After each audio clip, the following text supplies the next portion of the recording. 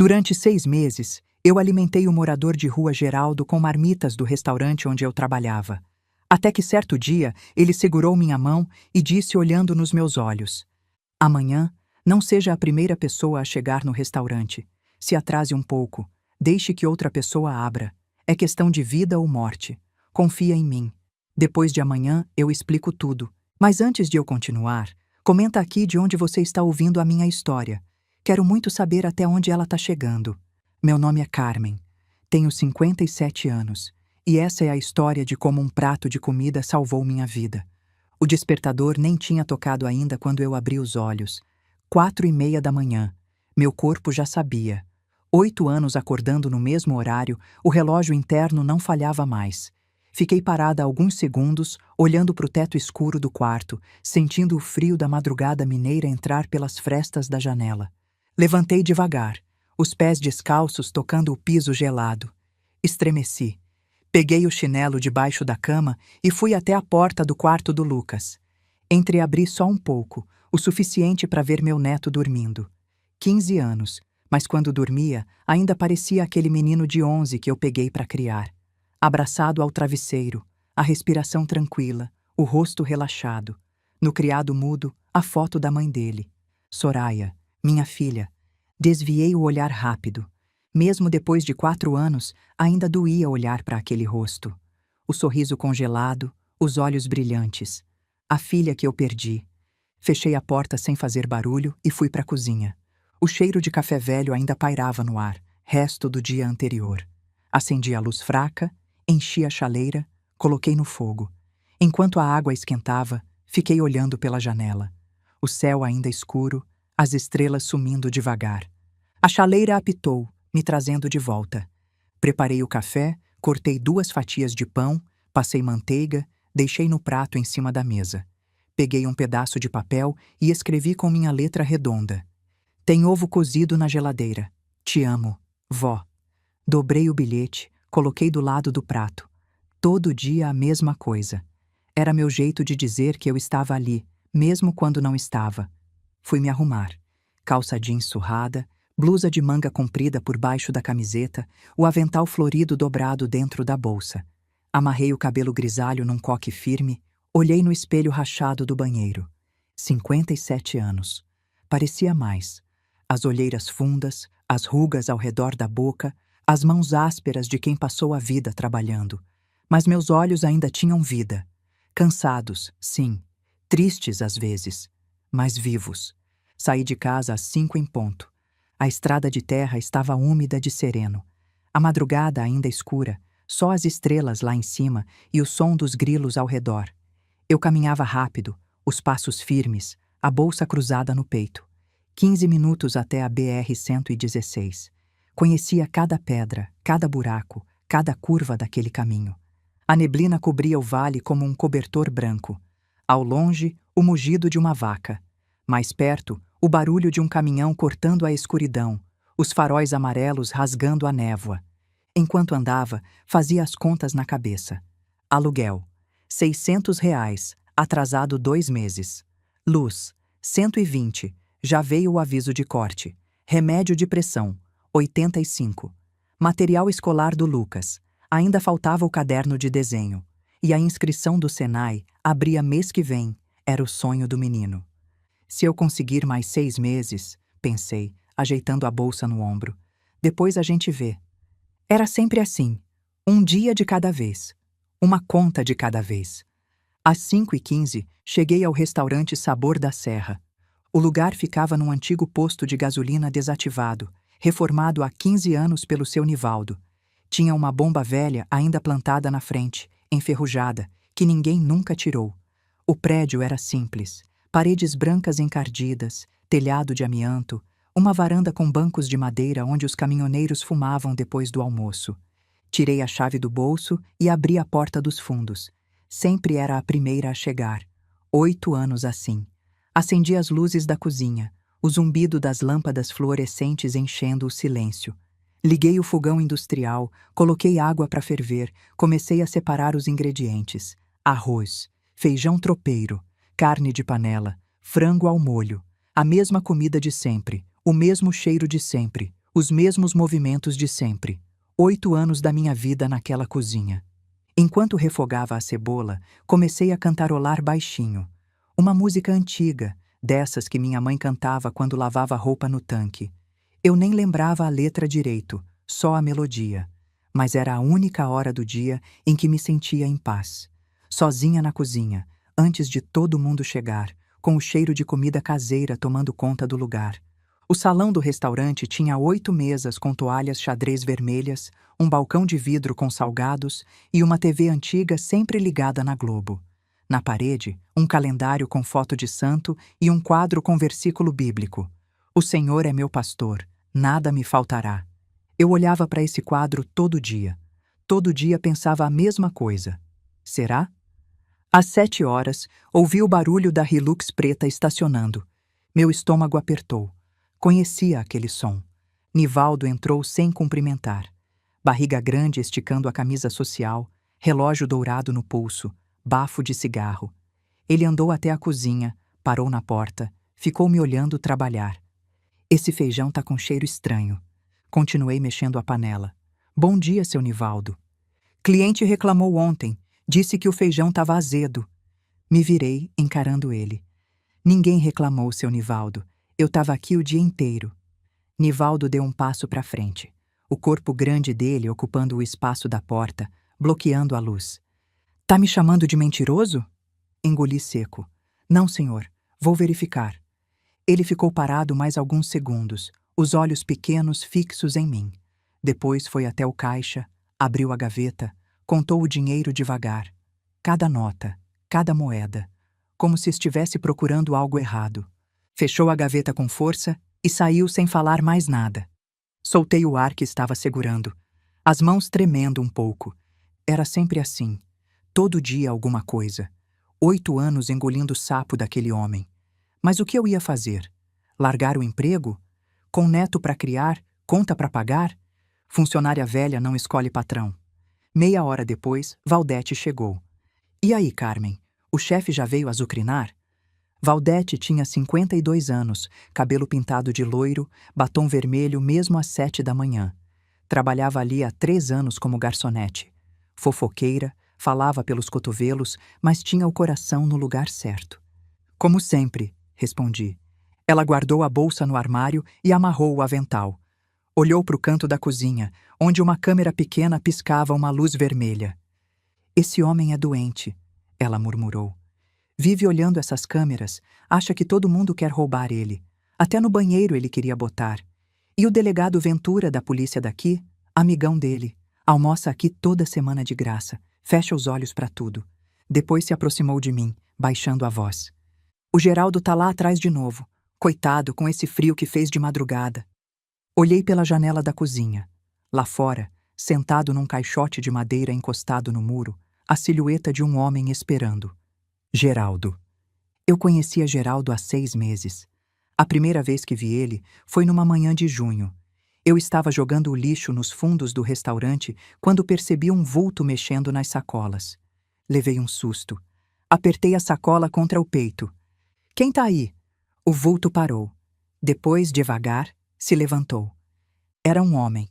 Alto, magro, barba por fazer, roupas surradas. Devia ter uns 60 anos, mas era difícil dizer. A vida na rua envelhece as pessoas de um jeito cruel. Ele não disse nada. Só ficou me olhando com aqueles olhos fundos, cansados. Olhos de quem já viu demais. Meu primeiro instinto foi correr, chamar alguém, mas tinha algo naquele homem, algo que me fez ficar. O senhor tá com fome? Ele não respondeu. Só fez um gesto pequeno com a cabeça, quase imperceptível. Voltei para a cozinha. Peguei uma marmita que tinha sobrado do almoço, arroz, feijão, carne de panela, e levei até ele. Toma, ainda tá quente. O homem olhou para a marmita, olhou para mim. Por quê? A voz era rouca, áspera, como se não usasse há muito tempo. Por que o quê? Por que tá me dando comida? Dei de ombros. Porque o senhor tá com fome, e eu tenho comida, não precisa de mais motivo. Ele ficou me olhando por um longo momento. Depois pegou a marmita e começou a comer. Devagar no início, como se estivesse testando. Depois mais rápido, com uma fome que doía de ver. Quando terminou, devolveu a marmita vazia. Obrigado. De nada. Qual seu nome? Geraldo. Eu sou Carmen. Trabalho aqui na cozinha. Fiz uma pausa. Se o senhor quiser, pode vir amanhã. Sempre sobra comida. Ele não respondeu. Só acenou com a cabeça, virou as costas e sumiu na neblina da manhã. Mas no dia seguinte, ele estava lá. E no outro. E no outro. E assim começou o nosso ritual. Todo dia, no fim do expediente, eu separava uma marmita e levava para os fundos. Às vezes a gente conversava um pouco. Às vezes ficava em silêncio. Mas ele sempre estava lá, esperando. Nivaldo proibia dar comida para qualquer um. Isso é prejuízo, ele dizia. Tudo tem que ser contabilizado. Uma vez ele me viu saindo com uma marmita e fez um escândalo. Mas eu continuei. Escondido, com cuidado, mas continuei. Valdete sabia, fingia que não via. Uma vez me perguntou por quê. Porque alguém precisa fazer, respondi. Com o tempo, fui sabendo um pouco sobre Geraldo, que tinha sido militar, sargento do exército, que tinha perdido a família, que a vida tinha desmoronado. Eu não perguntava detalhes, cada um tem suas dores. Naquela manhã, como em todas as outras, peguei uma marmita e fui até os fundos. Geraldo estava no mesmo lugar de sempre, sentado no caixote, olhando para o nada. Quando me viu, fez aquele aceno de cabeça que eu já conhecia. Bom dia, seu Geraldo. Bom dia, dona Carmen. Entreguei a marmita. Ele abriu, começou a comer. Tá frio hoje, eu disse, só para quebrar o silêncio. Ele acenou. O senhor tá tossindo, eu disse. Esse frio não tá ajudando. Já passei por coisa pior. Ficamos em silêncio por um momento. Eu encostada no muro, ele comendo. O sol começando a nascer, pintando o céu de laranja. A senhora é boa demais para esse lugar, ele disse de repente. Olhei para ele surpresa. Era raro Geraldo falar assim. Como assim? Esse restaurante, esse patrão, a senhora merecia coisa melhor. A gente nem sempre tem o que merece, seu Geraldo. Ele me olhou com aqueles olhos fundos, olhos que já tinham visto demais. Às vezes a gente tem mais do que imagina. Não entendi o que ele quis dizer, mas guardei a frase. O dia passou como sempre. Almoço cheio, cozinha quente, Nivaldo aparecendo de vez em quando para reclamar de alguma coisa. Às 6 da tarde, Cícero apareceu. Cícero era caminhoneiro. 50 e poucos anos, bigode grosso, braços de quem carregou carga a vida inteira. Passava pelo restaurante toda semana, na rota entre São Paulo e Belo Horizonte. Sempre pedia o mesmo, prato feito com dobro de arroz. Dona Carmen, a senhora não cansa de fazer comida boa? Sorri. Canso, Cícero, mas é o que eu sei fazer. Ele ofereceu carona até a cidade. Aceitei. Não caminhão, ele puxou conversa. A senhora não cansa do Nivaldo? Todo mundo sabe como ele trata a senhora. E o que eu vou fazer, Cícero? Tenho neto para criar, conta para pagar. Mas a senhora merecia coisa melhor. A gente nem sempre tem o que merece. Ele me deixou na entrada da cidade. Fui para casa a pé. Lucas estava fazendo o dever. Preparei a janta, arrumei a casa, coloquei ele para dormir. E fui deitar, exausta. Os dias foram passando. Rotina de sempre. Acordar às 4h30, trabalhar até às 6, voltar para casa, cuidar do Lucas, dormir, repetir. Até que uma noite tudo mudou. Era quinta-feira. O restaurante já tinha fechado. Eu estava terminando de limpar a cozinha quando lembrei que tinha esquecido de descer no depósito para verificar o estoque de farinha. Desci a escada estreita. O depósito ficava no subsolo do restaurante. Um lugar escuro, úmido, cheio de prateleiras de madeira velha. Sacos de arroz, feijão, farinha. Caixas de óleo, latas de conserva. Acendi a luz fraca, uma lâmpada solitária pendurada no teto. Fui até o fundo, onde ficava a farinha. Mas quando passei pelos fundos das prateleiras, tropecei em algo. Uma caixa. No chão, atrás das prateleiras, escondida. Estranhei. Aquela caixa não estava ali antes. Agachei, puxei a caixa, pesada, abri a tampa e gelei. Dentro da caixa, embrulhados em plástico preto, tinha pacotes. Muitos pacotes. Brancos, retangulares, compactos. Não podia ser. Olhei ao redor. Tinha mais caixas. 5, 6. escondidas atrás dos sacos de arroz, empilhadas no canto escuro onde ninguém olhava. Abri outra. Mais pacotes brancos, e numa terceira caixa, no fundo, algo diferente. Metal, frio, pesado, armas, pistolas embrulhadas em pano, revólveres, munição em caixas menores. Meu coração disparou. Larguei tudo. Fechei as caixas. Empurrei de volta para o lugar, as mãos tremendo tanto que quase derrubei uma prateleira. Subi a escada correndo. Apaguei a luz. Peguei minha bolsa e saí pelos fundos. Nem olhei para trás. Caminhei pela estrada escura, o coração batendo tão forte que eu achava que ia explodir. Armas, drogas, no depósito do restaurante. Nivaldo, era do Nivaldo, tinha que ser. O restaurante era fachada.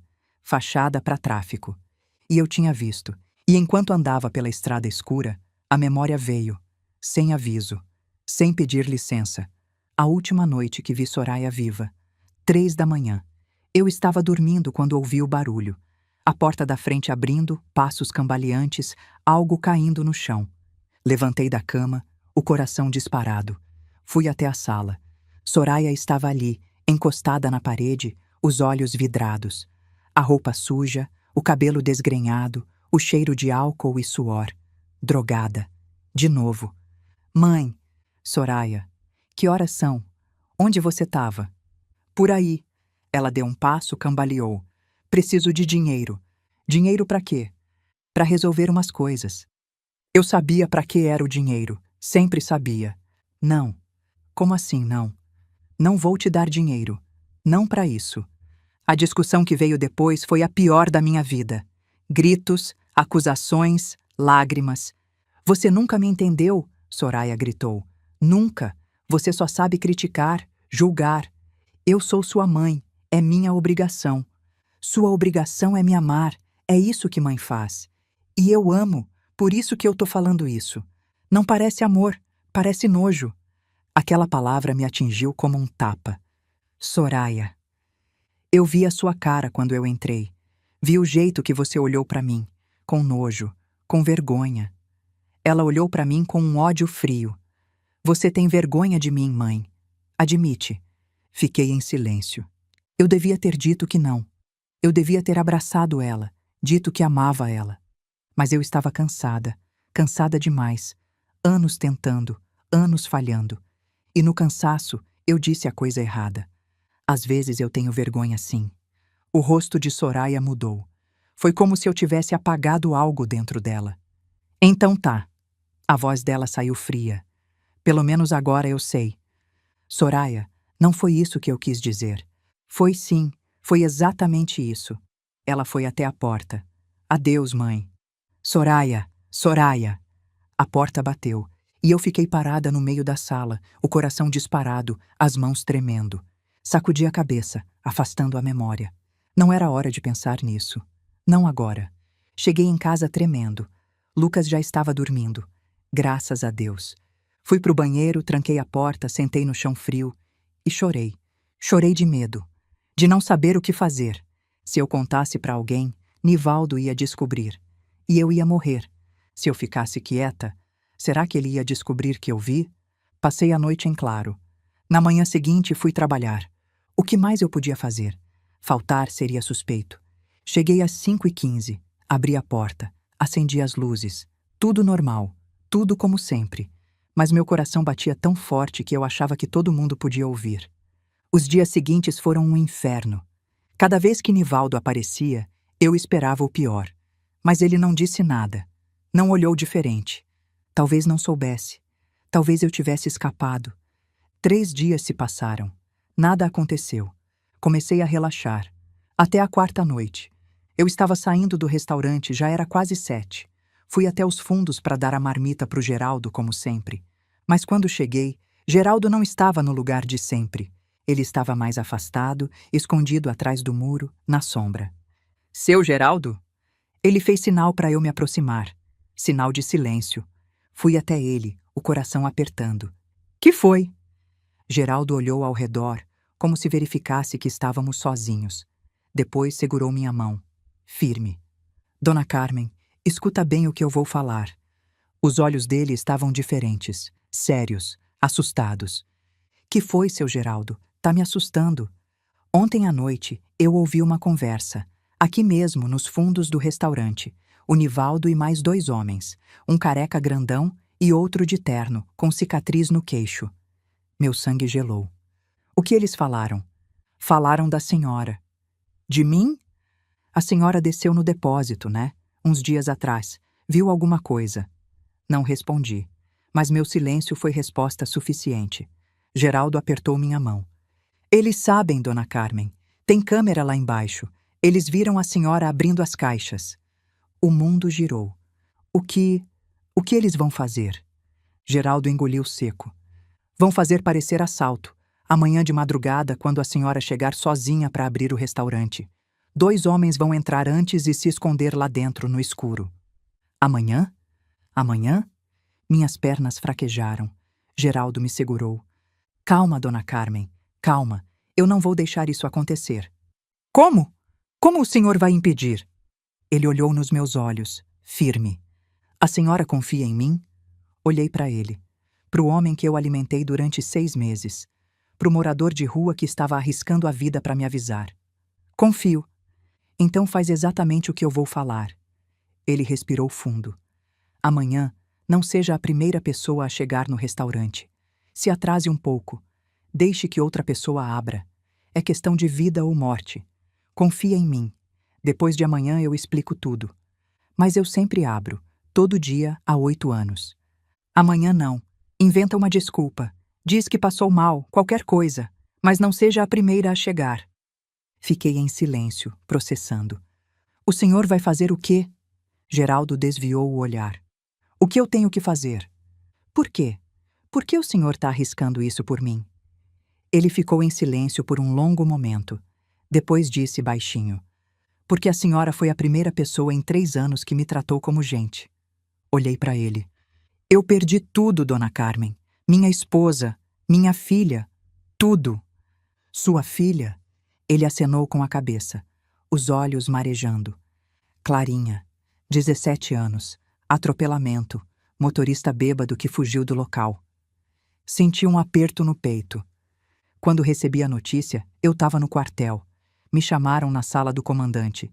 Disseram que minha filha não resistiu. Ele fez uma pausa. Respirou fundo. Eu fui para o hospital. Me levaram para o necrotério. Clarinha estava deitada numa maca de metal, coberta com um lençol branco. Puxaram o lençol e eu vi o rosto dela. Minha menina. Minha Clarinha. As lágrimas escorreram pelo rosto dele. Eu caí de joelhos no chão frio daquele necrotério. E gritei. Gritei até a voz sumir. Os enfermeiros tentaram me levantar, mas eu não conseguia. Não conseguia sair do lado dela. Eu segurei a mão dele com força, sem dizer nada. 3 meses depois, minha esposa foi também. Maria. Infarto, disseram os médicos. Mas eu sei a verdade. Foi o coração partido. Seu Geraldo. Eu perdi as 2 em menos de 1 ano. Minha filha e minha esposa. Tudo que eu tinha. Ele olhou para mim. Depois disso, eu travei. Não conseguia mais trabalhar. Não conseguia mais viver. Pedi baixa do exército, vendi tudo que tinha e comecei a andar.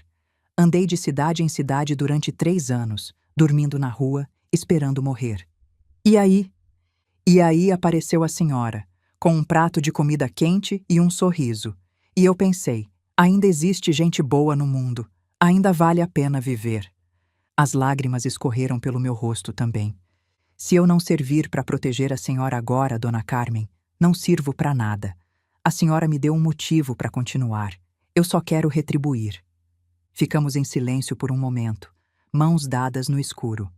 Vai para casa, dona Carmen, ele disse. Age normal, e amanhã se atrasa. Seu Geraldo. Vai! Fui para casa em estado de choque. Lucas percebeu que algo estava errado. Vó, a senhora tá bem? Tá pálida. Tô, meu filho, só cansada. Ele foi pro quarto.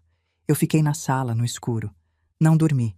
Passei a noite inteira sentada, olhando pro nada. Eles queriam me matar. Amanhã de madrugada. E enquanto esperava, a memória veio de novo. 3 dias depois da discussão com Soraya, o telefone tocou. 3 da manhã. Dona Carmen, é da polícia. A senhora é mãe de Soraya Souza? Sou. A senhora precisa vir até aqui, prédio da Rua das Flores, número 42. Aconteceu alguma coisa? Silêncio na linha. É melhor a senhora vir. Corri pela rua escura, de camisola, descalça. Corri até o prédio velho onde Soraya morava. Subi os 3 andares. A porta do apartamento estava aberta. E lá estava ela, deitada no chão frio, a pele cinzenta, os lábios roxos, a seringa ainda no braço, os olhos abertos, olhando para o nada. Vazios, vazios de tudo. E ao lado dela, ajoelhado, segurando a mão fria da mãe, estava Lucas. 11 anos, de pijama, tinha ido visitar a mãe escondido de mim. Vó, ele disse, a voz quebrada, a mamãe não acorda. Eu caí de joelhos do lado dele, abracei ele, abracei o corpo da minha filha e gritei até a voz sumir. Soraya morreu achando que a mãe tinha vergonha dela. Morreu achando que não era amada. E eu carreguei essa culpa desde então. Na sala escura, eu chorei de novo. Chorei pela filha que perdi, pelo neto que quase ficou órfão de tudo. E pensei em desistir. O pensamento veio sem aviso. E ficou. E se eu simplesmente não acordasse amanhã? Fiquei parada no escuro, olhando para o nada. Mas então ouvi a voz da minha mãe, lá do fundo da memória. Uma manhã de domingo, muitos anos atrás. Eu tinha uns 20 anos, estava chorando por causa de um homem que tinha me abandonado. Minha mãe sentou do meu lado, pegou minha mão. Minha filha, enquanto a gente respira, a gente luta. Desistir é pros mortos. Olhei para a porta do quarto do Lucas. Meu neto, 15 anos, a vida inteira pela frente. Se eu morresse, ele ficava sozinho. Não podia desistir. Não podia abandonar ele como tinha abandonado Soraya. Tinha que lutar. Às 4 da manhã, olhei pela janela. Vi uma sombra se movendo na rua, indo em direção à cidade. Geraldo. Ele estava indo fazer a parte dele do plano. Às 4h30, o despertador tocou. Olhei para o teto, o coração batendo forte. Levantei, fui até a cozinha, preparei o café do Lucas, deixei o bilhete de sempre. Mas não saí às 5. Fiquei sentada na sala, no escuro, olhando o relógio. 5h15, hora que eu sempre chegava no restaurante. 5h30, 5h45. Às 6 horas peguei o telefone e liguei para o restaurante. Chamou. Ninguém atendeu. Estranho. Nivaldo sempre chegava às 7, mas a essa hora já devia ter alguém lá. Os executores, talvez. Esperando. Tentei de novo. Chamou 10 vezes. Nada. Desliguei. As mãos tremendo. O que estava acontecendo? Por que ninguém atendia? Fiquei esperando, sem saber o que esperar. Às 6h30 não aguentei mais. Saí de casa. Caminhei devagar pela estrada de terra. O sol já tinha nascido. O frio da madrugada já tinha passado. Não era mais a escuridão perigosa das 5 da manhã. Mas meu coração batia forte. Não sabia o que ia encontrar. Quando cheguei perto do restaurante, vi algo estranho. Carros. Muitos carros. Estacionados na frente e dos lados, bloqueando a estrada. Não eram carros comuns. Eram viaturas. Pretas, sem identificação. E uma van grande com antena no teto. Meu coração disparou. Cheguei mais perto. Tinha gente por toda parte. Homens de colete preto com as letras PF nas costas. Polícia Federal. E na frente do restaurante, algemado, sendo colocado numa viatura, estava Ademar, o careca, o capanga de Nivaldo. Olhei para o lado. Outra viatura. E dentro dela, também algemado, um homem de terno com cicatriz no queixo. Uma mão tocou meu ombro. Dei um pulo. Dona Carmen? Era um homem de terno, uns 50 anos, cabelo grisalho, bigode bem aparado. Mostrou uma carteira. Delegado Malaquias, Polícia Federal. A senhora trabalha aqui? Trabalho. Sou cozinheira. A senhora é Carmen Souza? Sou. Ele me olhou com atenção. A senhora é uma mulher de muita sorte. Se tivesse chegado no horário de sempre, não estaria viva agora. Minhas pernas fraquejaram. O delegado me segurou pelo braço. Calma, vem, senta aqui. Me levou até uma viatura. Me fez sentar. Respira fundo. Respirei. As mãos tremendo. O que aconteceu? Tinha 2 homens armados esperando dentro do restaurante. Na cozinha, no escuro. Iam executar a primeira pessoa que entrasse. O mundo girou. Como vocês souberam? Denúncia anônima. Ligação de madrugada, por volta das 4 horas. Um homem deu todos os detalhes: local, horário, nomes dos envolvidos, o que ia acontecer. Geraldo. A gente já investigava esse grupo há 8 meses. Só faltava o flagrante. A denúncia veio na hora certa. Já tínhamos os mandados prontos no plantão. Montamos a operação em 2 horas. Chegamos antes dos criminosos se posicionarem. Quando entraram no restaurante com as armas, prendemos em flagrante. E o Nivaldo? Preso. Outra equipe foi na casa dele às 5 da manhã. O delegado deu um sorriso pequeno. Abriu a porta de cueca, achando que era outra coisa. Foi levado assim mesmo, na frente de todos os vizinhos. Apesar de tudo, quase ri. Nivaldo, preso, de cueca, na frente de todo mundo. E tem mais, o delegado continuou. No depósito do restaurante, encontramos 47 armas e 20 quilos de cocaína. Esse lugar era a base de uma das maiores quadrilhas de tráfico do interior de Minas. E o delegado Ventura, da polícia daqui? Malaquias franziu a testa. A denúncia mencionou que ele era comprado. Encontramos R$200 mil em dinheiro vivo escondido na casa dele. Foi preso junto com os outros. E o coronel?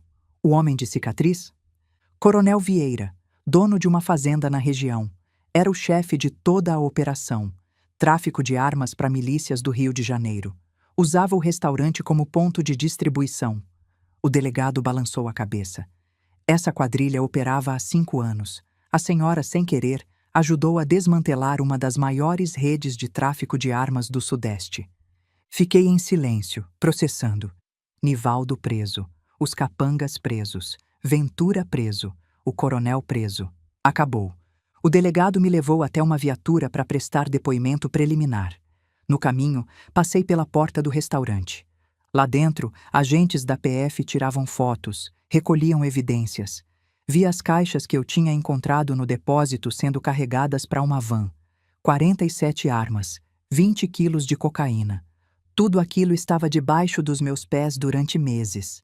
Enquanto eu cozinhava, enquanto eu servia prato feito para os caminhoneiros, embaixo do chão tinha um arsenal. E eu quase morri por ter descoberto. Dona Carmen? Era Valdete. Ela veio correndo, os olhos vermelhos de chorar. Carmen, graças a Deus você tá bem. Eu cheguei e tinha polícia por tudo. Achei que tinha acontecido alguma coisa com você. Quase aconteceu, Valdete. Contei para ela o que tinha se passado. Os olhos dela foram arregalando cada vez mais. Meu Deus, Carmen, meu Deus. Ela me abraçou. Eu trabalhei aqui 3 anos e nunca desconfiei de nada. Nem eu. 8 anos. E aquele mendigo, o Geraldo, ele que salvou você. Ele mesmo. Valdete balançou a cabeça. A gente nunca sabe quem são os anjos, né? Não respondi. Só pensei em Geraldo. Onde ele estaria agora? Dona Carmen, a senhora vai precisar depor, contar tudo o que sabe, e como vítima de tentativa de homicídio, tem direito à proteção e indenização do Estado. Delegado, eu preciso achar uma pessoa. Quem? O homem que fez a denúncia. Eu sei quem é. Procurei Geraldo no lugar de sempre. Atrás do restaurante, no caixote. Não estava lá. Procurei no galpão abandonado onde ele dormia. Também não. Andei pelo bairro, perguntei para os moradores. Ninguém tinha visto. Geraldo tinha sumido. Voltei para casa arrasada. Ele tinha me salvado e desaparecido, sem esperar agradecimento. Os dias seguintes foram um pesadelo diferente. A história saiu no jornal local primeiro. Cozinheira escapa de execução graças à denúncia anônima. Restaurante era fachada para tráfico. E os boatos começaram. No mercadinho da esquina, onde eu comprava há 10 anos, Dona Zélia me olhou diferente. Oi, Dona Zélia, me vê 1 quilo de arroz. Ela ficou parada atrás do balcão. Não se mexeu. Dona Zélia? Carmen, eu acho melhor você comprar em outro lugar. Como assim? Não quero confusão aqui. Você entende, né? Eu não entendi. Não entendi nada. Dona Zélia, eu sou vítima. Eles iam me matar. É o que você diz. Ela cruzou os braços. Mais 8 anos trabalhando lá e nunca viu nada? Difícil de acreditar. Saí do mercado com as mãos vazias e o coração despedaçado. E foi só o começo. Domingo, na missa, Dona Aparecida mudou de banco quando me viu sentar. O padre Antônio apertou minha mão rápido demais no fim e já olhou para a pessoa seguinte. 20 anos frequentando aquela igreja. E agora eu era uma estranha. Na terça, no ponto de ônibus, uma mãe puxou a filha pequena pelo braço quando a menina disse "Oi, tia" para mim. Me olhou com nojo. Levou a criança para o outro lado do ponto. Eu fiquei parada, fingindo que olhava o celular. Mas as lágrimas desceram sozinhas. Na quinta de manhã, quando abri a porta para pegar o leite, tinha um papel dobrado no chão. Achei que era propaganda. Abri. Traficante tem que morrer. Vai embora daqui. Letra de forma. Caneta vermelha. As letras grandes, cheias de ódio. Minhas mãos tremeram tanto que o papel caiu. Olhei para a rua. Vazia. 6 da manhã, todo mundo dormindo. Quem tinha deixado aquilo? Um vizinho? Alguém que eu conhecia, que cumprimentava na rua? Peguei o papel do chão, entrei, tranquei a porta. Tranquei 2 vezes. Sentei na cozinha e fiquei olhando para aquelas palavras. Traficante tem que morrer. Eu quase tinha morrido mesmo. Nivaldo ia me matar. Mas não era isso que eles queriam dizer. Eles queriam que eu morresse. Eles achavam que eu merecia morrer. Rasguei o papel em pedacinhos. Joguei no lixo. Não contei pro Lucas. Os boatos se espalharam como fogo em palha seca. Ela sabia de tudo. 8 anos lá dentro, é claro que sabia. Deve ter recebido dinheiro para ficar quieta. E agora se faz de vítima para não ir presa. Coitado do neto dela. Vai crescer com uma avó bandida. Valdete me ligou na quarta-feira. Carmen, eu preciso te contar uma coisa. O quê? Estão falando de você, no grupo de WhatsApp do bairro. Meu estômago apertou. Falando o quê? Silêncio na linha. Valdete? Estão dizendo que você sabia de tudo, que você recebia dinheiro para ficar quieta, que você entregou o Nivaldo para não ir presa junto. Mas isso é mentira. Eu sei, Carmen, eu sei. Mas o pessoal não quer saber de verdade, quer saber de fofoca. Quem está espalhando isso? Todo mundo. A dona Zélia começou, mas agora é geral. Até gente que nunca te viu está compartilhando. Desliguei o telefone. Sentei na cadeira da cozinha e fiquei olhando pro nada. Era só o começo. Lucas chegou da escola com o olho roxo, o lábio cortado e a camisa rasgada. Meu Deus, Lucas, o que aconteceu? Ele não quis falar. Foi pro quarto, bateu a porta, fui atrás dele. Lucas, me conta, quem fez isso? Ele estava sentado na cama, olhando pro chão. A mochila jogada no canto, cadernos espalhados pelo quarto. Foram 3, vó. O Rodrigo e mais 2. 3? 3 contra 1? Eles me cercaram no banheiro. Disseram que minha avó é traficante, que minha mãe era drogada, que eu sou lixo igual vocês. A última frase me atingiu como um soco no estômago. Lixo igual vocês. E você? Eu disse que era mentira. Aí o Rodrigo me deu um soco. Quando eu caí, os outros 2 chutaram. Fechei os olhos, respirei fundo. Tentei não chorar na frente dele. Meu neto, 15 anos, apanhando no banheiro da escola por minha causa. Vó, eu não quero voltar para a escola. Lucas, todo mundo olha para mim diferente. Os professores, os alunos, até o Marcos, que era meu melhor amigo, fingiu que não me conhecia hoje. Passou por mim no corredor e olhou para o outro lado. Sentei do lado dele. Abracei ele. Me desculpa, meu filho. Não é culpa da senhora, vó. É sim. É culpa minha você estar passando por isso. A senhora não fez nada de errado. Eu sei, mas você tá pagando mesmo assim. Ficamos em silêncio, abraçados. Vó, a senhora jura que não sabia? Do tráfico, das armas? A pergunta doeu mais que tudo. Meu próprio neto precisava perguntar. Juro, Lucas, pela memória da sua mãe, eu não sabia de nada. Ele me olhou por um longo momento, procurando mentira nos meus olhos. Eu acredito na senhora. Obrigada, meu filho. Mas ninguém mais acredita. Aquela semana foi a pior da minha vida. Pior que quando Soraya morreu. Porque quando Soraya morreu, pelo menos as pessoas tiveram pena de mim. Vieram me abraçar, me consolar. Agora elas me odiavam. Eu ia no mercado do outro lado da cidade para comprar comida. Saía de casa de madrugada para não cruzar com ninguém. Abaixava a cabeça na rua. Voltei a ser invisível, mas de um jeito diferente. Antes, Eu era invisível porque era pobre. Agora, eu era invisível porque era desprezada. Na sexta-feira à noite, depois que Lucas dormiu, eu fui pro banheiro. Tranquei a porta. Sentei no chão frio e comecei a chorar. Chorei até não ter mais lágrimas, até o corpo doer, até a garganta arranhar. E então um pensamento veio. E se eu simplesmente parasse? Não de me matar, não era isso, mas de lutar, de tentar, de fingir que ia ficar tudo bem. E se eu simplesmente fosse embora? Podia pegar o Lucas, ir para outra cidade, recomeçar do zero. Lugar onde ninguém me conhecesse. Lugar onde ninguém soubesse.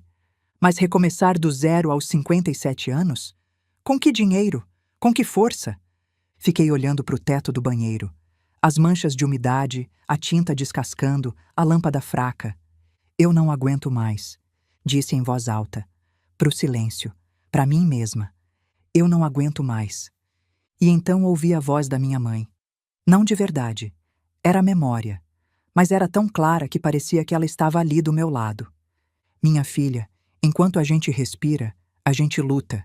Desistir é pros mortos. Minha mãe, que criou 6 filhos sozinha depois que meu pai foi embora, que lavou roupa para fora, que passou fome pra gente comer, que nunca reclamou de nada. Ela nunca desistiu. Morreu aos 70 anos com as mãos calejadas e o coração em paz. E eu ia desistir? Abri os olhos. Não, disse em voz alta. Não vou desistir. Levantei do chão. Lavei o rosto. Olhei no espelho. A mulher que me olhava de volta estava cansada, derrotada, sozinha. Mas ainda estava de pé. E enquanto estivesse de pé, ia continuar lutando. Cícero, o caminhoneiro, foi o único que apareceu. Bateu na minha porta no sábado de manhã. Dona Carmen? Abri uma fresta desconfiada. Depois do bilhete, eu tinha medo de tudo. Cícero? Posso entrar? Deixei ele entrar. Ele ficou parado no meio da sala, olhando ao redor. A casa simples, os móveis velhos, a foto de Soraya na estante. Dona Carmen, eu soube o que está acontecendo. As fofocas, o pessoal te tratando mal. Não respondi. Eu vim dizer que eu acredito na senhora. Meus olhos se encheram de lágrimas. Por quê? Como assim, por quê?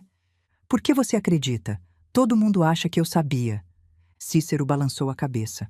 Dona Carmen, eu passo naquele restaurante toda semana há 5 anos. Eu vi como o Nivaldo tratava a senhora. Vi como a senhora trabalhava. Vi como a senhora levava comida para o Geraldo escondido, arriscando o emprego. Ele deu um passo na minha direção. Uma pessoa que divide comida com um morador de rua não é traficante. Uma pessoa que acorda às 4 da manhã para cozinhar para os outros não é criminosa. As lágrimas escorreram. O povo dessa cidade é burro, Dona Carmen. Acredita em qualquer fofoca de WhatsApp. Mas eu não sou burro. E a senhora eu conheço. Ele me deu um abraço. Cícero era grandão. Braços de quem carregou carga a vida inteira. O abraço dele era firme, seguro. Vai passar, Dona Carmen. A verdade sempre aparece. Você acha?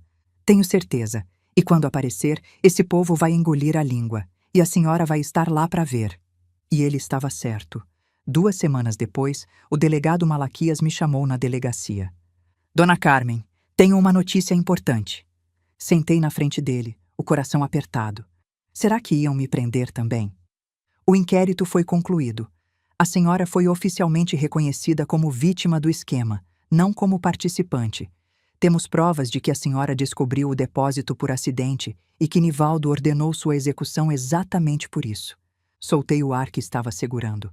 Além disso, encontramos gravações de câmera mostrando a senhora descobrindo as caixas pela primeira vez. Sua expressão de choque é prova suficiente de que a senhora não sabia de nada. Então a senhora está completamente limpa. E como vítima de tentativa de homicídio, tem direito à indenização. Saí da delegacia e chorei no meio da rua. Chorei de alívio, de raiva, de tudo.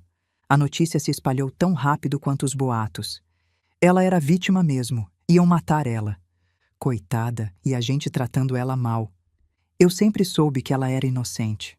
Mentira. Ninguém sempre soube. Todo mundo duvidou.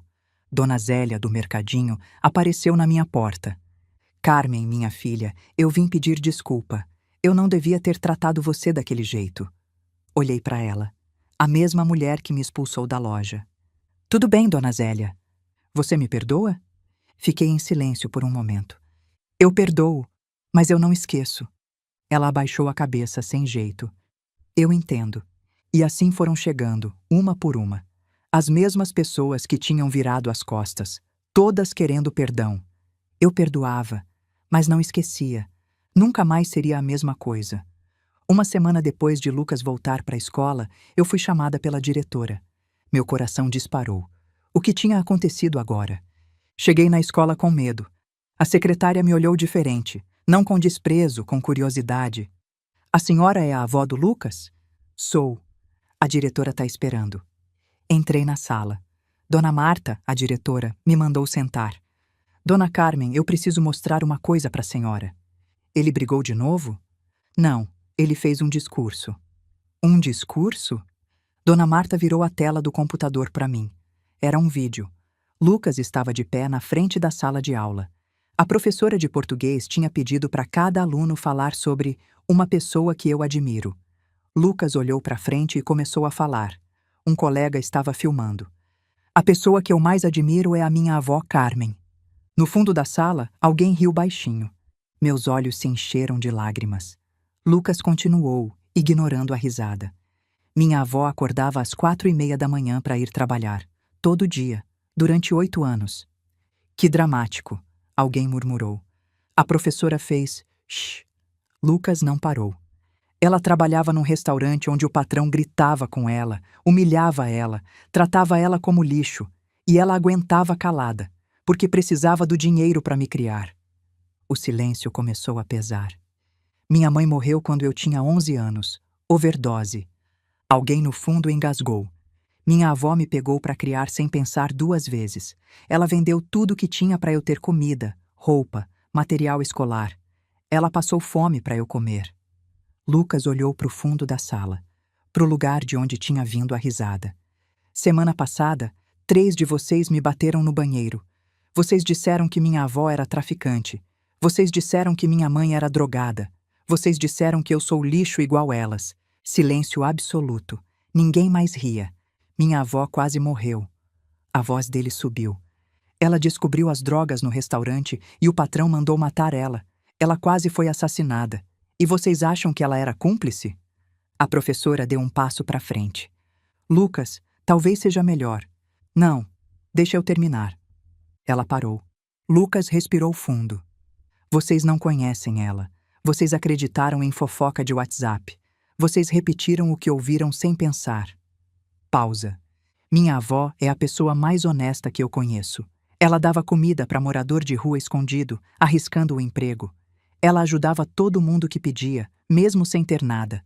Ela nunca reclamou da vida, nunca pediu nada em troca. Ele ergueu a cabeça. E eu tenho orgulho de ser neto dela. Mais orgulho do que vocês vão ter de qualquer coisa na vida de vocês. Silêncio. A professora estava chorando. O vídeo acabou. As lágrimas escorriam pelo meu rosto. Dona Marta desligou a tela. O vídeo viralizou, Dona Carmen. Tá em todo o grupo de WhatsApp da cidade. Já tem mais de 10.000 visualizações. Eu não consegui falar. Só chorava.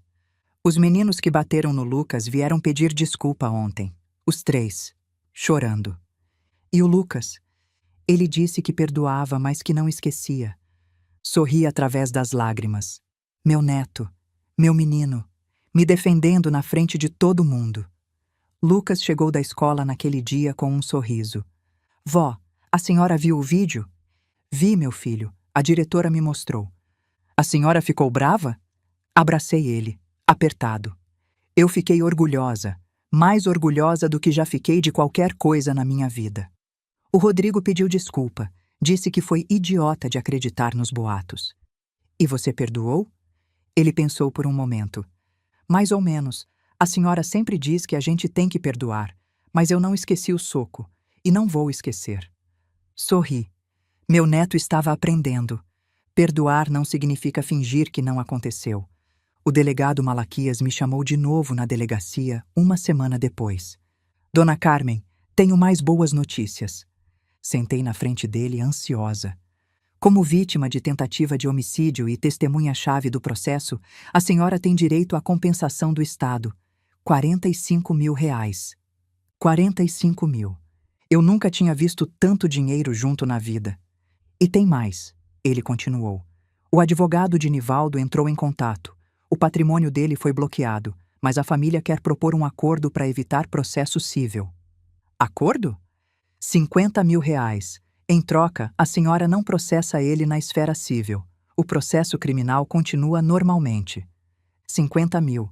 45. R$ 95.000. Eu fiquei olhando para o delegado, sem conseguir processar. Dona Carmen, a senhora tá bem? Eu não sei o que dizer. Não precisa dizer nada. A senhora passou por um trauma. Merece cada centavo. Saí da delegacia em estado de choque. Com esse dinheiro, eu podia pagar todas as contas atrasadas, comprar os remédios, inscrever Lucas no Senai. E ainda sobraria. Sobraria muito. Mas antes de pensar no futuro, eu tinha que fechar o passado. 3 meses depois da prisão, fui chamada para depor no processo. Era a primeira vez que eu ia ver Nivaldo desde aquela manhã. Cheguei cedo no fórum. Sentei no banco do corredor, esperando me chamarem, o coração batendo forte. E então eu vi. Ele vinha pelo corredor, algemado, entre 2 policiais. Uniforme bege de presidiário. A barriga menor, a barba por fazer, olheiras fundas, os ombros curvados. Não era mais o homem de camisa social e relógio dourado. Não era mais o patrão que gritava e humilhava. Era um preso. Nossos olhos se encontraram. Nivaldo parou de andar. Os policiais pararam também. Ficamos nos olhando por um longo momento. Eu sentada no banco, ele algemado no meio do corredor. Vi raiva nos olhos dele. Mas vi outra coisa também. Medo. Nivaldo tinha medo de mim. Eu, a cozinheira que ele humilhou por 8 anos. A funcionária velha que ele mandou matar. Agora ele estava preso, e eu estava livre. Levantei do banco, devagar, sem tirar os olhos dele. Dei um passo na direção dele, depois outro. Os policiais ficaram alertas, mas não me impediram. Parei a 1 metro de distância. Nivaldo engoliu seco. Carmen, eu... Cala a boca! Minha voz saiu firme. 8 anos, Nivaldo. 8 anos eu cheguei de madrugada, fiz sua comida, engoli sua humilhação calada. E você ia me matar. Ia jogar meu corpo num matagal e continuar sua vida como se nada tivesse acontecido.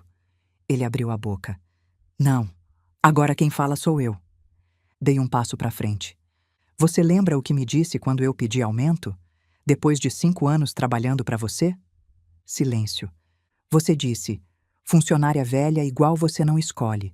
Não escolhe patrão, não escolhe salário, não escolhe nada. Olhei nos olhos dele. Pois é, seu Nivaldo.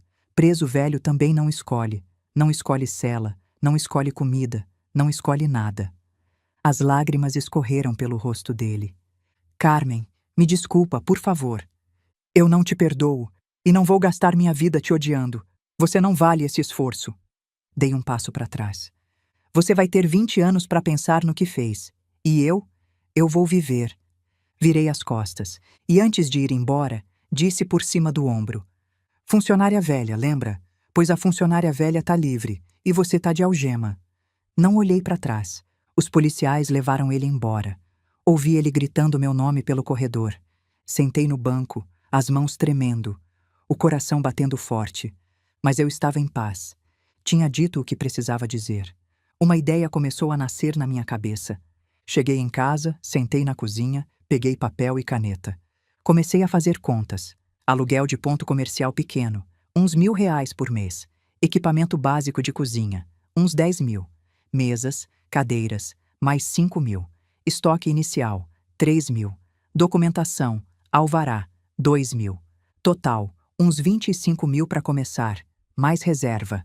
Dava para realizar o sonho que eu tinha desde os 20 anos. Encontrei o lugar perfeito 3 semanas depois. Uma esquina movimentada, perto do terminal de ônibus. Um prédio antigo com ponto comercial no térreo. 50 metros quadrados, com cozinha, banheiro, espaço para 6 mesas. O aluguel era razoável. O dono queria alugar logo. Fechei negócio na hora. Passei o mês seguinte reformando. Pintei as paredes de amarelo claro, cor de sol, cor de alegria. Comprei mesas e cadeiras de segunda mão, reformei uma por uma, lixei, pintei de branco. Lucas ajudou em tudo, carregou peso, pintou parede, limpou o chão. Vó, a gente vai colocar que nome? Pensei por um momento. Sabor de mãe. Sabor de mãe? É o que todo mundo procura, né? O gosto da comida da mãe, o conforto de casa. Lucas sorriu. É perfeito, vó. Mandei fazer a placa. Letras vermelhas num fundo amarelo. Sabor de mãe. Comida caseira. E embaixo, menor, uma frase que eu tinha pensado muito antes de escrever. Aqui não se nega prato a ninguém. Lucas leu a frase e me olhou. Por causa do seu Geraldo, né? Senti os olhos marejarem. É, meu filho, por causa dele.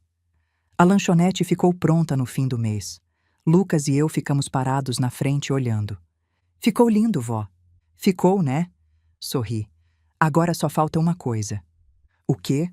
Achar uma pessoa. Eu não tinha desistido de encontrar Geraldo. Durante semanas procurei. Fui nos abrigos da cidade, nos albergues municipais, nas igrejas que davam comida para moradores de rua, nos postos de saúde. Perguntei por um homem alto, magro, 60 anos, barba grisalha, ex-militar, sargento do exército. Ninguém tinha visto. Na terceira semana, voltei no albergue municipal. A assistente social me reconheceu. A senhora de novo? Procurando o tal Geraldo? Ele apareceu? Ela fez uma pausa. Olhou para o lado. Respirou fundo. Dona, eu não queria falar isso, mas... Meu coração gelou. Semana passada acharam um corpo na beira da BR-116. Homem, uns 60 anos, sem documento, morador de rua. O mundo parou. Como assim? Atropelamento, motorista fugiu, o corpo ficou uns dias no IML, ninguém reclamou. Minhas pernas fraquejaram. Sentei na cadeira de plástico, as mãos tremendo. Era ele? Não sei, dona. Pode ser, pode não ser. A gente não tem como confirmar. Não tinha documento, não tinha nada. Ela me olhou com pena. A senhora podia ir no IML e ver se reconhece. Não tive coragem. Não tive coragem de ir lá e ver um corpo numa maca de metal. Descobrir que era Geraldo. Ou descobrir que não era e continuar sem saber. Voltei para casa em estado de choque. Naquela noite, acendi uma vela. Rezei por Geraldo. Pedi perdão por não ter agradecido direito. Por não ter dito o quanto ele significava para mim. E se fosse ele, o homem que salvou minha vida, morrendo sozinho na beira de uma estrada, atropelado, sem ninguém para chorar por ele. Eu chorei. Chorei a noite inteira. E carreguei aquele luto por semanas. A lanchonete abriu num sábado de manhã. Eu estava nervosa, as mãos tremendo enquanto preparava o primeiro café. Mas tinha um peso no peito que não saía. Geraldo devia estar ali. Devia ver isso. Os primeiros clientes foram vizinhos curiosos. Depois vieram conhecidos. Cícero apareceu no terceiro dia. Dona Carmen, a senhora conseguiu. Consegui, Cícero. Eu disse que a senhora merecia coisa melhor. E olha aí. Ele se tornou cliente fiel. Toda vez que passava pela cidade, parava no Sabor de Mãe. Sempre pedia o mesmo, prato feito com dobro de arroz. A lanchonete foi crescendo devagar. A fama da comida se espalhou. Comida de mãe, as pessoas diziam. Gosto de casa. Mas eu ainda pensava em Geraldo, todo dia, no homem que morreu sem saber o quanto tinha mudado minha vida. Até que um dia, quase 2 meses depois da abertura, eu estava voltando do mercado com sacolas de compras. Passei pela Praça Central, bancos de cimento, árvores velhas, um coreto abandonado, e lá, sentado num banco, olhando para o nada, estava uma figura familiar. Alto, magro, barba grisalha. Meu coração parou. Não podia ser. Dei um passo, depois outro. As sacolas escorregando das mãos. O homem virou o rosto. Geraldo, vivo. As sacolas caíram no chão. Eu nem percebi. Corri até ele. Seu Geraldo! Ele levantou a cabeça. Quando me viu, arregalou os olhos. Dona Carmen? Seu Geraldo, onde o senhor se meteu? Eu procurei por toda parte. Faz 2 meses. Ele se levantou sem jeito, olhou para o chão. Eu achei melhor sumir, depois daquela noite. Sumir? Por quê? Não queria dar problema para a senhora. Se a polícia descobrisse que eu sabia de tudo, que eu estava lá, podiam achar que eu era cúmplice. Achei melhor sumir uns tempos. Mas o senhor disse que ia me explicar tudo depois de amanhã. Lembra? Ele abaixou a cabeça. Eu sei, me desculpa. Eu queria ter explicado. Mas quando vi a polícia chegando, achei melhor ir embora. Deixar a poeira baixar. E ficou esse tempo todo onde? Andando, dormindo em albergue, embaixo de ponte, do jeito que eu vivia antes. Seu Geraldo, o senhor salvou minha vida. A polícia sabe disso. Eu só fiz o que tinha que fazer. Olhei para ele. Para o homem que tinha perdido tudo. Esposa, filha, casa, dignidade.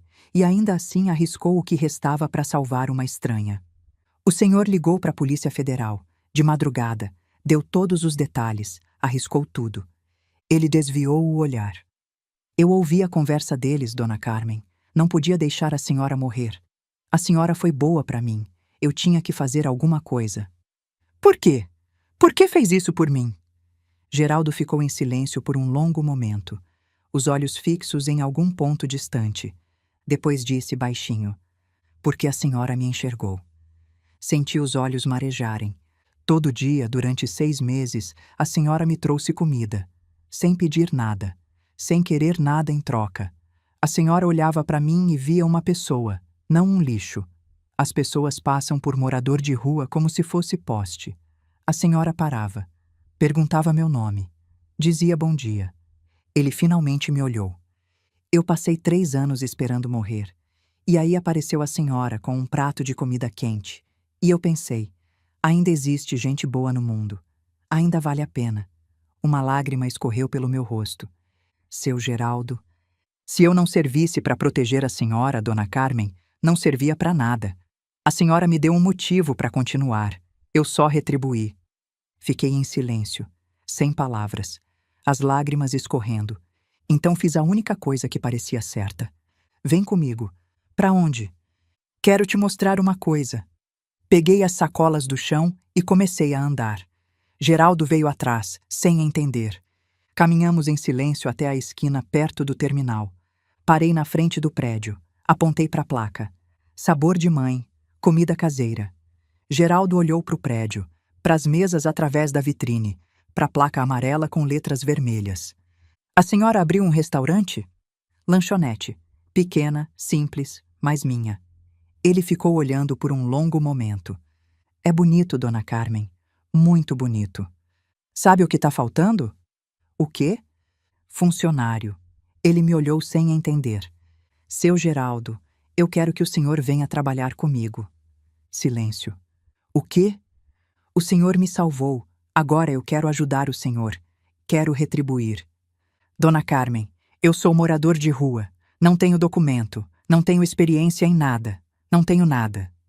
A gente arruma documento. O delegado Malaquias disse que pode ajudar. O senhor é veterano, tem direito à aposentadoria militar. A gente regulariza tudo. Geraldo ficou parado, olhando para mim, os olhos cheios de algo que eu não conseguia identificar. Por que a senhora faz isso? Porque todo mundo merece uma segunda chance, seu Geraldo. Segurei a mão dele. O senhor me deu uma segunda chance na vida. Deixa eu fazer o mesmo pelo senhor. Ele ficou em silêncio por um longo momento, as lágrimas escorrendo pelo rosto enrugado. A senhora é teimosa, Dona Carmen. Sou sim. Sorri. Então, aceita? Ele não respondeu com palavras. Só acenou com a cabeça, os olhos marejados. Aceito. Os primeiros dias foram estranhos. Geraldo não sabia como agir. Ficava parado no canto da cozinha, esperando ordens, como se ainda fosse o mendigo que recebia comida de favor. Seu Geraldo, o senhor não precisa ficar aí parado. Pode sentar, pode descansar. Não estou acostumado, Dona Carmen, a ficar dentro. Eu entendi. 3 anos na rua, 3 anos dormindo ao relento. Agora ele estava num lugar fechado, com luz elétrica, com banheiro. Vai no seu tempo, não tem pressa. Na primeira semana, levei ele até a delegacia. O delegado Malaquias tinha prometido ajudar com os documentos. Senhor Geraldo Ribeiro Mendes, Malaquias leu no computador. Sargento do Exército Brasileiro, 22 anos de serviço. 2 condecorações. Baixa por motivos pessoais. Geraldo ficou em silêncio, olhando para o chão. O senhor tem direito à aposentadoria militar, sabia? Nunca foi buscar. Eu não estava em condições. Entendo, mas agora está. Malaquias se virou para mim. Vou encaminhar os documentos. Em 2, 3 meses, o senhor Geraldo vai estar recebendo a aposentadoria. Atrasados incluídos. Geraldo ergueu a cabeça surpreso. Eu não sabia. O senhor serviu o país. O país tem obrigação de cuidar do senhor. Saímos da delegacia em silêncio. Na calçada, Geraldo parou. Dona Carmen, eu não sei como agradecer. Não precisa agradecer, seu Geraldo. O senhor mereceu isso a vida inteira. Ele ficou em silêncio por um momento. A senhora sabe o que é mais difícil de viver na rua? O quê? Não é o frio, não é a fome, é a invisibilidade. As pessoas olham através de você, como se você não existisse. Eu peguei a mão dele. O senhor não é invisível, seu Geraldo. Nunca foi. As semanas seguintes foram de adaptação. Geraldo ajudou em tudo na lanchonete. Consertou a pia que vazava, instalou prateleiras, pintou o banheiro. As mãos dele eram firmes, precisas. O senhor é bom nisso, eu disse. Fui da manutenção no quartel, aprendi de tudo. Lucas também ajudava quando voltava da escola. Os dois se deram bem desde o início. Geraldo tratava ele com respeito, e Lucas, que nunca tinha tido uma figura masculina por perto, absorvia cada palavra. Seu Geraldo, o senhor já foi para a guerra de verdade? Já, no Haiti. Como é? Geraldo parou o que estava fazendo. É a pior coisa do mundo, Lucas. E a melhor também. Como assim? É a pior porque você vê coisas que ninguém deveria ver. Coisas que ficam na sua cabeça para sempre. Mas é a melhor porque você descobre do que você é feito. Descobre que consegue proteger quem precisa de proteção. Lucas ficou em silêncio, pensando. Foi por isso que o senhor ajudou minha avó? Geraldo olhou para mim, depois de volta para o Lucas. Foi por isso sim. 1 mês depois, a lanchonete estava funcionando a todo vapor. Eu estava parada na calçada, olhando para a fachada. A placa amarela e vermelha brilhando no sol. Lucas veio do meu lado esquerdo, Geraldo do direito. Ficou bonito, vó. Ficou lindo, dona Carmen. Eu não disse nada. Só fiquei olhando. 57 anos. Uma vida inteira de trabalho duro, de humilhação. E agora, finalmente, eu tinha algo meu. Na parede, acima do balcão, a placa que eu tinha mandado fazer. Aqui não se nega prato a ninguém. Geraldo leu a frase. Olhou para mim. Eu sorri. É a política da casa. Os meses foram passando. A lanchonete crescia. Devagar, mas firme. A fama da comida se espalhou. Os documentos de Geraldo ficaram prontos em 3 meses. Aposentadoria militar regularizada. Atrasados depositados na conta. Quando ele viu o saldo, quase caiu para trás. Dona Carmen, eu não sei o que fazer com tanto dinheiro. Guarda, seu Geraldo. Arruma um lugar para morar. Compra roupa nova. Vive.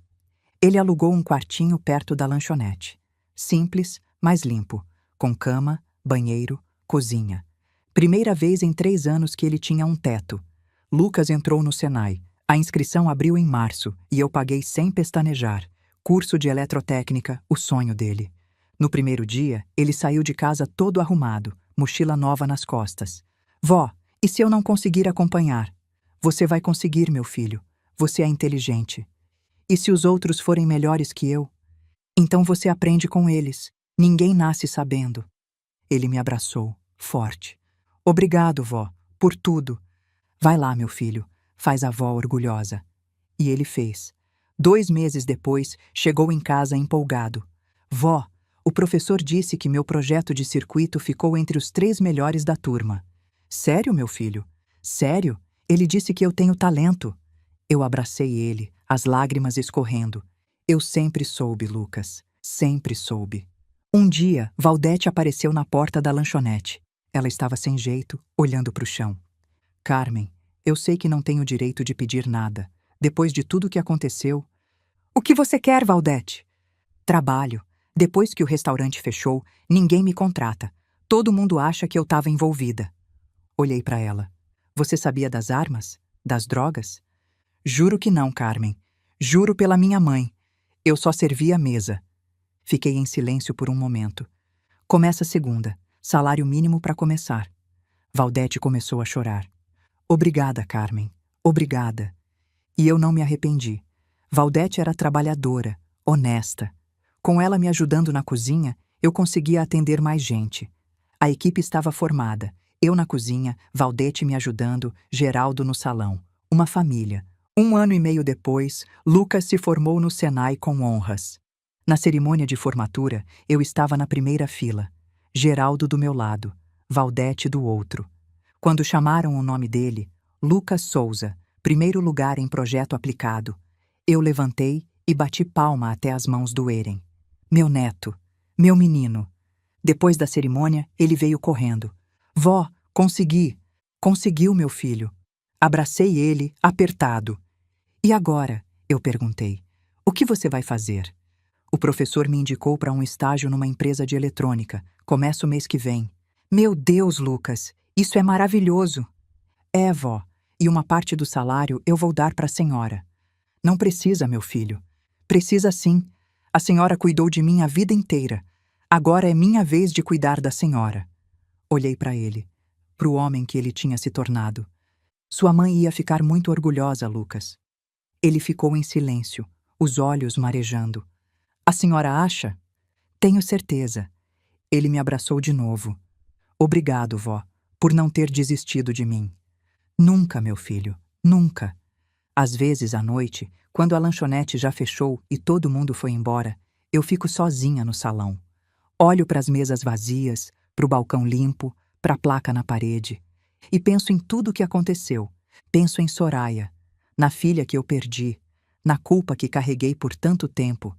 Mas agora a culpa é diferente. Não dói tanto, porque eu entendi uma coisa.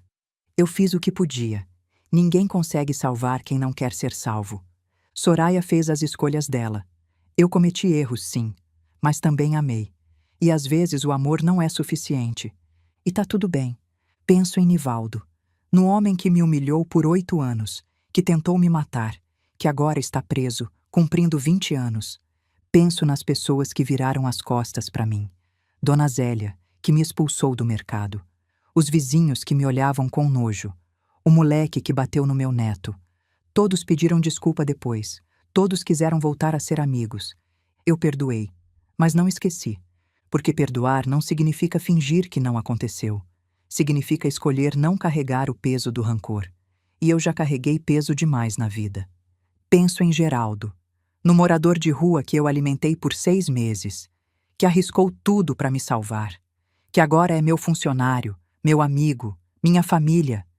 Penso em Cícero, o caminhoneiro que foi o único a aparecer quando todo mundo sumiu, que disse que acreditava em mim quando ninguém mais acreditava. Até hoje ele vem toda semana, e nunca paga. É ordem da casa. Penso em Lucas, no neto que eu criei sozinha, que apanhou na escola por minha causa, que mesmo assim nunca duvidou de mim, que agora é um homem formado, trabalhando, construindo o futuro dele. E penso em mim, na mulher que acordava às 4:30 da manhã, todo dia, que engolia a humilhação calada, que achava que não merecia nada melhor. Essa mulher sumiu. No lugar dela, tem uma dona de lanchonete, uma sobrevivente, uma pessoa que descobriu que merece ser feliz. A vida não é fácil, nunca foi, mas a vida também é bonita, principalmente quando a gente aprende a enxergar a bondade onde ela existe. Hoje de manhã, quando eu abri a lanchonete, Geraldo já estava lá, varrendo a calçada como faz todo dia. Bom dia, dona Carmen. Bom dia, seu Geraldo. Ele parou de varrer. A senhora sabe que dia é hoje? Pensei. Não lembrei de nada especial. Que dia?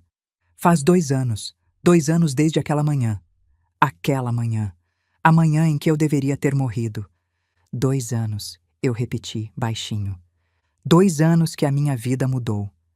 Olhei para ele, para o homem de 62 anos, cabelo grisalho, postura ereta, o militar que tinha voltado a existir. A sua vida mudou a minha também, seu Geraldo. Ele sorriu. A gente fez um bom negócio, então. Fizemos sim. Entramos na lanchonete juntos. No fim do expediente, fui até os fundos. Tinha um homem lá, sentado num caixote esperando. Jovem, uns 30 anos. magro, sujo, olhar perdido. Levei uma marmita até ele. Toma, ainda tá quente. Ele olhou para a comida, olhou para mim. Por quê? Porque você tá com fome. E eu tenho comida. Não precisa de mais motivo. O homem começou a comer, devagar no início, depois mais rápido. Quando terminou, devolveu a marmita. Obrigado. De nada. Qual seu nome? Ricardo. Eu sou Carmen. Se você quiser, pode vir amanhã. Sempre sobra comida. Ele me olhou por um longo momento. Por que você faz isso? Eu sorri. Porque alguém fez por mim uma vez e mudou minha vida. Voltei para dentro da lanchonete. Geraldo estava me esperando. Mais um? Mais um? Ele acenou com a cabeça. A senhora é uma boa pessoa, dona Carmen. Só tô passando para frente o que recebi, seu Geraldo. Fechamos a lanchonete juntos. Apaguei as luzes, tranquei a porta, olhei para a placa uma última vez. Sabor de mãe, comida caseira. E embaixo, aqui não se nega prato a ninguém. Fui para casa caminhando devagar. O céu estava cheio de estrelas. Pensei em tudo que tinha acontecido, em tudo que tinha mudado. E pensei na minha mãe, nas palavras que ela me disse tantos anos atrás. Enquanto a gente respira, a gente luta. Desistir é pros mortos. Eu não desisti. E agora eu vivo. Quando cheguei em casa, Lucas estava na sala. Oi, vó. Como foi hoje? Foi bom, meu filho. Foi muito bom. Sentei do lado dele. Lucas. Eu te amo, sabia? Ele me olhou. Eu também te amo, vó. Eu sei que eu não fui perfeita. Cometi erros. Com sua mãe. Com você. Vó, deixa eu terminar. Mas eu quero que você saiba que tudo que eu fiz, fiz por amor. Mesmo quando errei. Lucas pegou minha mão. Eu sei, vó. Eu sempre soube. Sua mãe, a Soraya, ela morreu achando que eu não amava ela. Eu não quero que você pense a mesma coisa. Eu nunca pensei isso, vó. Nunca. As lágrimas escorreram pelo meu rosto. Ela era difícil, vó. A minha mãe era muito difícil. Eu sei porque eu morei com ela. Eu vi. Mas eu devia ter. A senhora fez o que podia. Ninguém consegue salvar quem não quer ser salvo. Ele apertou minha mão. Mas a senhora me salvou, e eu sou grato por isso todo dia. Abracei meu neto, apertado, como se fosse a última vez, e como se fosse a primeira. Obrigada, meu filho. Obrigado, vó. Ficamos assim por um longo momento. Depois ele foi pro quarto e eu fui pro meu. Deitei na cama, olhei pro teto, pensei em Soraya, na foto dela que ainda ficava no criado mudo do Lucas. Eu cuidei dele, minha filha, eu disse pro silêncio. Cuidei como prometi. Ele tá bem. Ele vai ser feliz. Fechei os olhos e, pela primeira vez em muito tempo, dormi em paz, porque a bondade que a gente planta sempre volta. E a minha tinha voltado, multiplicada. Se você gostou dessa história, deixa seu like e se inscreve no canal. Ativa o sininho para não perder nenhum vídeo. E conta aqui nos comentários. Você já ajudou alguém que parecia não ter nada para oferecer em troca? O que aconteceu? Quero saber a sua história. Até o próximo vídeo.